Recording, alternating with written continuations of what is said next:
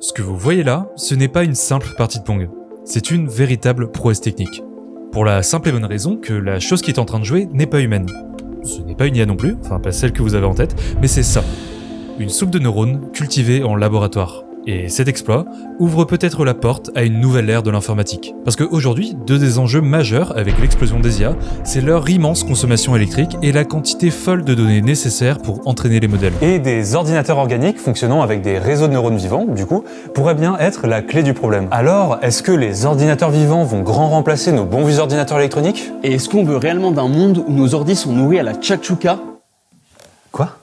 Bah en fait c'est des vrais neurones, du coup faut leur donner de la vraie nourriture quoi. Genre la tchakchouka, du cassoulet, du taboulet, de la blanquette de veau. Non.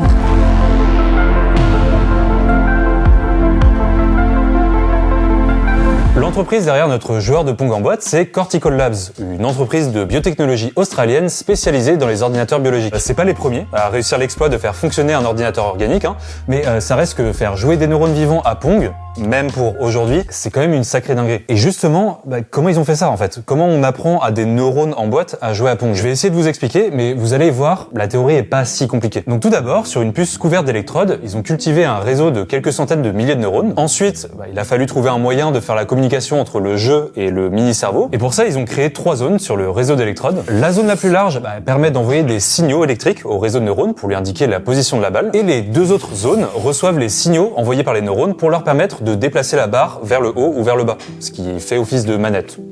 Plus ou moins. Le problème, c'est qu'au début, les neurones n'avaient aucune foutre idée de ce que voulaient dire les signaux envoyés par l'ordinateur, ni ceux qu'ils étaient censés envoyer. Et surtout, ils avaient aucune raison de jouer au jeu, en fait. Alors, on a décidé d'employer une méthode que l'on emploie souvent quand quelque chose ne fait pas ce qu'on veut qu'elle fasse, la torture électrique. Donc, pour motiver les neurones à jouer, quand la balle tape la barre, l'ordinateur envoie un signal bien organisé, ce qui est perçu comme positif par le réseau de neurones.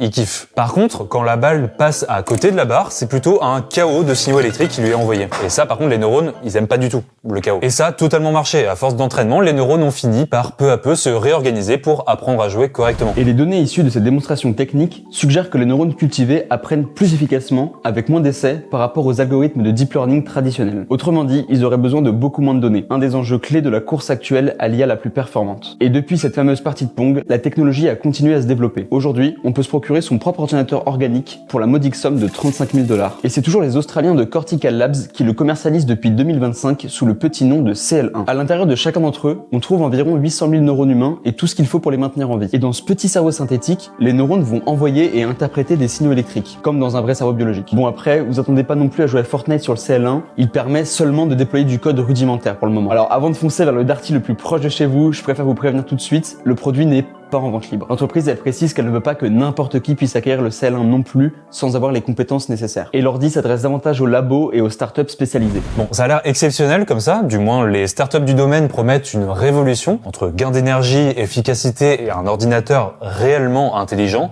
mais évidemment, vous vous en doutez, ça peut pas être aussi simple que ça. Parce que évidemment, si on compare les 20 watts de consommation électrique d'un cerveau humain aux dizaines de mégawatts des supercalculateurs actuels, on peut se dire que les gains énergétiques seraient dingues avec des ordis intégrant des mini-cerveaux. Sauf que pour l'instant, les comparaisons entre ordinateurs classiques et ordi organiques se basent principalement sur des estimations théoriques. Et puis surtout, il faut pas oublier que les ordis organiques, c'est pas juste des neurones, il y a aussi plein de composants électroniques à l'intérieur. Et même si c'est vrai que le cerveau humain arrive à faire des tâches très complexes en consommant peu d'énergie, pour l'instant, on est loin d'obtenir les mêmes résultats avec ces machines hybrides. Et puis un autre souci avec le fait que ce soit des neurones vivants, c'est que c'est fragile, tout simplement. Déjà pour le moment, ils meurent au bout de 6 mois. Et même si les ingénieurs travaillent à allonger cette durée, ils n'ont pas encore trouvé le secret de l'immortalité. Et donc le réseau de neurones que l'on a durement entraîné à jouer à Pong, quelques mois plus tard, c'est ciao, et il faut tout recommencer depuis le début. Sans compter sur le fait qu'il faille les maintenir dans des conditions très strictes, genre 35 degrés et un taux d'humidité précis. Et puis il faut aussi les nourrir très régulièrement avec un liquide nutritif spécial. C'est pas de la chachouka ? Ah mais non, c'était une vanne, c'était... Ah. C'est pas vraiment la chachouka sur des ordis, qu'est-ce que... C'était très drôle, Thomas.